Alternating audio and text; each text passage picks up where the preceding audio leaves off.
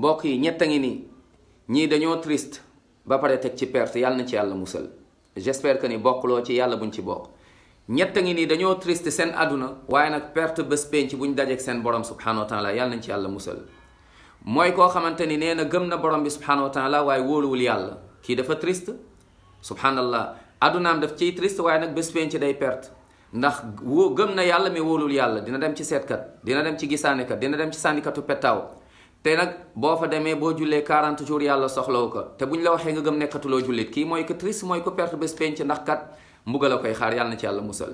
kii dafa triste de perte mooy koo xamante ni nee na gëm na yàlla waaye nag ni muy jaamoo yàlla nekkul noonu la ko yonent bi jàngalee sallallahu alayhi wa sallam, ba tax na day def ay bidaa ci diine, façon jaamin yàlla yoo xam ne yonent bi jàngalee ko sallallahu alayhi wa sallam, lu mel ni ki ay julli fay faat, ay façon jullin yoo xamante ni yonent bi jàngalee ko sallallahu alayhi wa sallam, wala façon jaamu yàlla. kii dafa triste ba pare teg ci perte, ndax yowmal qiyaama du gis Muhammad sallallahu alayhi wa sallam, yàlla nañ ci yàlla musal.